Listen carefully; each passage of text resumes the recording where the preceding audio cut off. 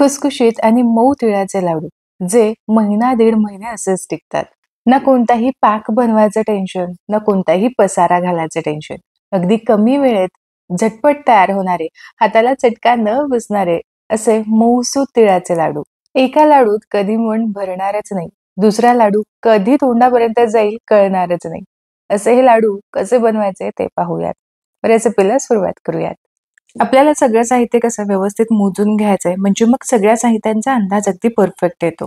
तर यासाठी मी इथं कप घेतलाय. तुम्ही कुठलीही एखादी वाटी घेऊ शकता.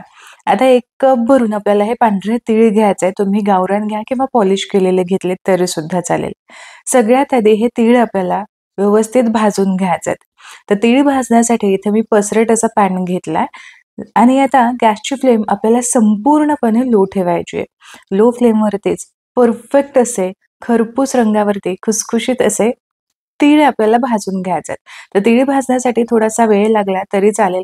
पण तीळ जर परफेक्ट भाजले गेले नाहीत ना, मग तो स्वाद अजिबात त्या लाडूला येत नाही. मग तुम्ही कोणत्याही प्रकारचे लाडू बनवा किंवा चिक्की बनवा. आता हे तीळ मंद आचेवरती साधारण एक 4-5 मिनिटांमध्ये व्यवस्थित भाजले जातात. हलकासा रंग यांचा चेंज होतो. याचबरोबर जे तीळ आहेत ते सुद्धा साईजला थोडेसे फुललेले दिसतात. आता इथे पांढरे शुभ्र तीळ थोडेसे असे डार्क रंगावरती दिसतायत. याचबरोबर हे थोडेसे फुलले देखील आहेत आणि छान सुगंध सुद्धा येतोय. यासोबतच तीळ भाजले आहेत की नाही हे ओळखण्याची दुसरी पद्धत. तर तीळ हातावरती असे थोडेसे चुरून पाहायचे. सहज असं याचा भुगा झाला तर समजून घ्यायचं ते इथं परफेक्ट असे भाजून झालेत. तर अगदी एक 4-5 मिनिटांमध्ये तीळ चांगले भाजून झालेत. हे एका वेगळ्या ताटामध्ये काढून घेऊ. तीळ भाजून झाले की आपल्याला शेंगदाणे सुद्धा भाजून घ्यायचेत. तर 1 कप भरून आपण तीळ घेतले होते. यासाठी पाव कप भरून आपल्याला शेंगदाणे लागणार आहेत. हवं असेल तर थोडीशी शेंगदाण्याची क्वांटिटी वाढवू शकता. पण आपण तिळाचे लाडू बनवतोय यामुळे तिळाची क्वांटिटी इतर साहित्यांपेक्षा थोडीशी जास्तच असायला हवी. म्हणून इथे पाव कप भरून मी शेंगदाणे घेतलेत. शेंगदाणे सुद्धा लो टू मीडियम फ्लेमवरती आतमध्ये पर्यंत व्यवस्थित असे भाजेपर्यंत, हलकेसे डाग येईपर्यंत, साल तडकेपर्यंत आपल्याला छान हे भाजून घ्यायचे आहेत. तर हे बघा शेंगदाण्यावरती हलकेसे डाग आलेत. शेंगदाण्यावरची साल सुद्धा तडकली गेलेली आहे. आता हे शेंगदाणे भाजून झालेत. एका ताटामध्ये काढून घेऊ. आता जितके शेंगदाणे घेतले होते तितकंच इथं खोबरं सुद्धा घ्यायचंय. तर इथे पाव कप भरून सुकं खोबरं घेतलंय. गॅसची फ्लेम मी बंद केली आहे कारण पॅन भरपूर गरम आहे आणि खोबरं सुकं आहे. यामुळे हे पटकन भाजू शकतो आणि रंग सुद्धा पटकन असा डार्क येऊ शकतो. यामुळे मी गॅसची फ्लेम बंद केली.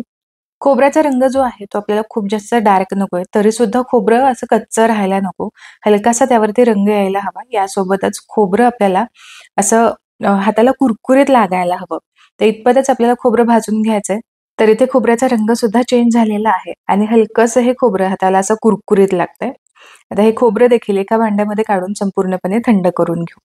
तिथे लागणारे संपूर्ण साहित्य परफेक्ट असं भाजून झालं. शेंगदाणे चांगले थंड झाले की शेंगदाण्यांवरची साल सुद्धा इथे मी काढून घेतलेली आहे. संपूर्णपणे साल काढली की मग रंग जो लाडूला आहे तो खूप जास्त डार्क येत नाही. शेंगदाण्याची साल तशीच ठेवली तर रंग थोडासा लाडूला डार्क येऊ शकतो. मिक्सरच्या भांड्यामध्ये सगळ्यात आधी आपल्याला शेंगदाणे बारीक करून घ्यायचेत. तर इथे शेंगदाणे बारीक करत असताना ते पल्स मोडवरतीच 3-4 वेळा फिरवून घ्यायचे. म्हणजे अगदीच त्यामधून तेल सुद्धा रिलीज होत नाही आणि हवे तसे बारीक सुद्धा होतात. तर इथे तुम्ही बघू शकता परफेक्ट असा शेंगदाण्याचा कूट इथे झालेला आहे. खूप जाडसर सुद्धा नाही आणि खूप अगदी बारीक सुद्धा नाही. अगदी तेल सुद्धा सुटलेलं नाही. आता यामध्येच आपल्याला भाजून घेतलेले तीळ सुद्धा घालायचेत आणि हे सुद्धा पल्स मोडवरती अगदी एक 2 ते 3 वेळाच फिरवून घ्यायचेत. तर आता थोडीशी म्हणजे 1 चमचा 1.5 चमचा इथे मी भाजलेले तीळ इथे मी शिल्लक ठेवलेले आहेत. हे का ठेवलेत हे पुढे जाऊन तुम्हाला सांगेन. शेंगदाण्याप्रमाणेच इथे तीळ सुद्धा चांगले बारीक झालेले दिसतील. काही तीळ असे शिल्लक तुम्हाला दिसतील. पण खोबऱ्यासोबत हे उरलेले काही थोडेफार तीळ आहेत ते सुद्धा बारीक होतील. आता खोबरं छान कुरकुरीत झाले त्यामुळे खूप वेळ फिरवत बसायची गरज नाही. पल्स मोडवरती 2दा फिरवलं तर खोबरं व्यवस्थित बारीक होईल. इतर मिश्रणामध्ये व्यवस्थित असं मिक्स सुद्धा होईल. तर इथे तुम्ही बघू शकता असे खोबऱ्याचे थोडेसे हलकेसे लांब असे खीस जरी राहिला तरी काही हरकत नाही. आता पटकन लाडू बनवायला घेऊ. तर यासाठी पुन्हा मी इथं कढई चढवलेली आहे. कढईमध्ये अगदी थोडंसं म्हणजे पाव चमचा भरूनच इथं मी तूप घातलं. तूप वितळलं गेलं की यामध्ये आपल्याला गूळ घालायचा आहे. गूळ आपण जितकं तीळ घेतलं होतं ना त्यापेक्षा थोडेसे जास्तच गूळ घ्यायचा आहे. तर गूळ घेत असताना इथे मी अगदी असा शीर लावून घेतलेला आहे. गूळ लगेच वितळावा म्हणून चमचा दीड चमचा यामध्ये पाणी सुद्धा घालायचं. म्हणजे लगेच गूळ असा मेल्ट होतो. तुम्ही असाच मेल्ट करत राहिला तर त्याला भरपूर वेळ लागू शकतो. 2-3 मिनिटांमध्ये मीडियम फ्लेमवरती गूळ संपूर्णपणे वितळला गेला. आता यानंतर गूळ आपल्याला जास्त वेळ शिजवायची गरज नाही. आता यामध्येच तयार केलेली गूळ, शेंगदाणा आणि खोबऱ्याची जी पावडर आहे, ती आपल्याला यामध्ये घालायची आहे. पण याआधी संपूर्णपणे गॅसची फ्लेम आपल्याला बंद करायची आहे आणि मगच हे मिश्रण गुळामध्ये घालायचंय.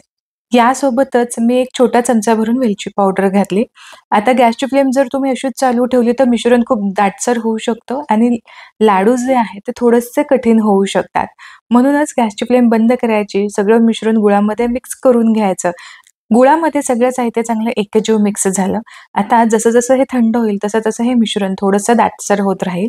आपल्याला हलकसं कोमट होईपर्यंत हे बऱ्यापैकी थंड करून घ्यायचंय. तर इथे मिश्रण बऱ्यापैकी थंड झालेले आहे आणि आता कढईसुद्धा हे अगदी सहज असं सोडतंय.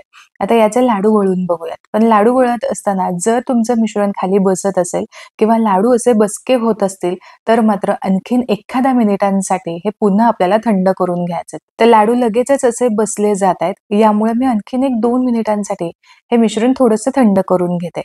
तर आणखीन एक 2 मिनिटानंतर इथं मिश्रण बऱ्यापैकी कोमट झालंय. पण तरी देखील हाताला हे गरम लागतंय.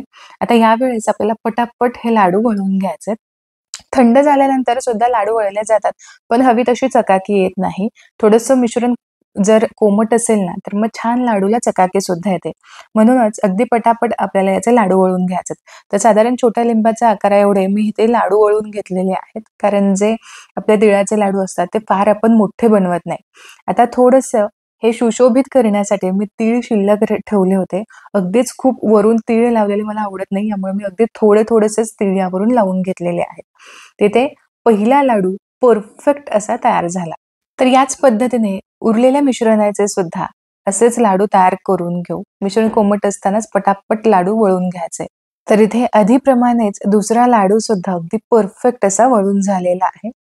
तयार केलेल्या मिश्रणामध्ये जवळ-जवळ छोट्या आकाराचे 25 ते 26 लाडू तयार होतात. तर आता एक लाडू तुम्हाला तोडून सुद्धा दाखवते. तुम्ही इथे बघू शकता. मस्त असा खुसखुशीत तरी सुद्धा खाताना मऊ लागणारा असा हा लाडू इथे आपला तयार झालेला आहे. आता गूळ इथे आपण वितळून मग यामध्ये मिश्रण घालून आपण असे लाडू तयार केलेले आहेत, जे थोडेसे खुसखुशीत होतात आणि यासोबत मऊसूत सुद्धा लागतात. आता जर तुम्ही डायरेक्टच मिश्रणामध्ये गूळ घालून जर लाडू केले, तर ते थोडेसे ठिसूळ होतात. हातात घेतल्यानंतर हा लाडू लगेचच फुटला जातो. पण मग ती पद्धत सुद्धा सोपी आहे. लाडू लवकर संपवणार असाल, तर त्या पद्धतीने सुद्धा तुम्ही करू शकता. तर आशा करते, की आजची ही रेसिपी तुम्हाला आवडली असेल. रेसिपी आवडली तर मित्रपरिवारामध्ये नक्की शेअर करा, लाईक करा. पुन्हा भेटूया अशाच एका मस्त रेसिपी सोबत. तोपर्यंत स्वस्थ राहा आणि मस्त-मस्त खात राहा.